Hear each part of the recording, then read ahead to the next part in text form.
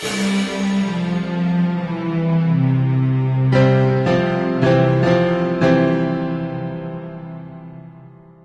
Mike Tolliver. Hot News loves Los Angeles, and we traveled out in February for meetings of various ICOC leaders from around the world. LA is a vast, beautiful city with roughly 17 million inhabitants. It is the hub of the entertainment industry, and we loved our short little tour of Universal Studios. But mostly we loved all the good news we were hearing about our churches around the world. For starters, the evangelist, elders, and teachers committees met to strategize and plan. These committees, formed by our cooperation plan, have been getting things done. For instance, the teachers have been busy setting up academic training for ministers around the world, and literally hundreds of staff people on several continents are now participating. We've been working on a curriculum that will be a unified curriculum that will standardize our program across our churches. Currently we have around 20 of these ministry training programs that exist around the world, in Latin America, in Africa, in Europe. Last year, with the courses that we were offered, more than 200 disciples were graduated from more than 25 churches in all Latin America. The Evangelist Committee has been working hard on mission support for churches, ministry training, and 2020 vision plans from our churches worldwide. We asked Los Angeles evangelist Bruce Williams how it was going. The unity and teamwork that we have experienced here in the last several days has been fantastic. We have not only gotten closer together, but we're tackling the tough issues and going out of here with greater faith. Of course, good news poured in from around the world. The Los Angeles Church had another banner year in 2010. A whopping 764 people were baptized and restored. All the Los Angeles ministries are growing, but we found Bruce to be especially excited about the growing singles ministry in Los Angeles. We are so excited about all the great things that God is doing here in Los Angeles. We also have a vision of one of our signature ministries being the singles ministry.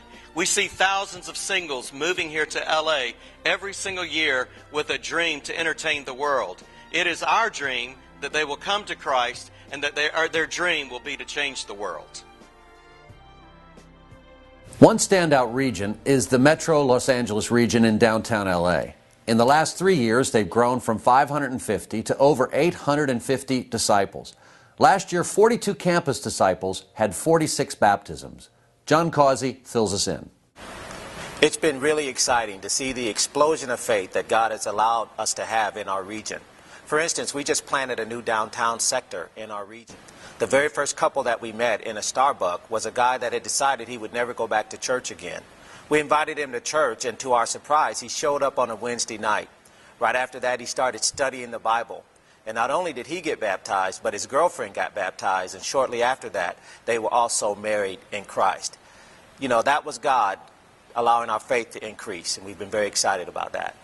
Not only in Los Angeles, but the good news poured in from across Central America as well. The church in Mexico City has had an outstanding year. They baptized some 300 people this past year and experienced one of their best years of growth in many years. And so really thankful for the great work. They have almost 4,000 members there in the church. We have 27 churches throughout the Republic, and this past year was a great turnaround year for our churches there. In particular, they were able to baptize and restore 670 people all over the country, in particular Mexico City. And this is in the shadow of terrible violence throughout the country. I ask you to pray for them. More than 13,000 people have been killed in the last 2 or 3 years. And they really need our prayers. It's a very volatile situation. In Managua, Nicaragua, the church has been without a full-time leadership couple for years. So the disciples there decided to pray, and they also put an ad up at Disciples Today to help them find a minister. Evangelist Javier Maya fills us in. Rudy and Mirna Andino replied to our request. What impressed me about this couple is their faith, their heart, and their passion for the lost. At the time, Mirna's pregnant, and part of their decision was that they were not going to be able to come back to the States, but that they would have this baby in Nicaragua. They are now in Nicaragua. The church is thrilled to have them in the leadership, and the church now has 25 studies on their first month of being there.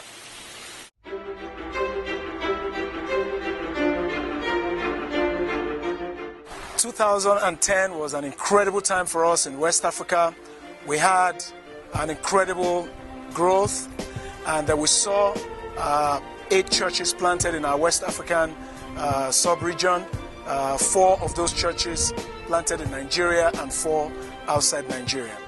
I was really inspired by the faith of the sisters, and I'm particularly excited about a sister called Felicia, who is a sister in one of the cities where we actually started a church last year. That's in Yenagoa. She's a student on campus there, and she was the only student on campus there. But she's such a fired-up disciple. She's always constantly studying the Bible with women. And just before we had the inaugural service in Yenagoa, she alone evangelized her campus, and she came that day with 3 busloads of students to the inaugural service. Right now we have about 5 sisters who were baptized on that campus. Finally, we hear about conferences in many places, but we wanted to close out with a word from Reykjavik, Iceland. The Nordic countries held their open heart conference there last month. 60 attended. Iceland is cold in February, but the disciples were fired up. Peter Mahirson explains. We are right now at the geothermal energy area of Geysir in Iceland. The water is around 80 to 100 degrees hot. And this is circa how we feel after this conference. That's how we want to feel for the future here in Reykjavik.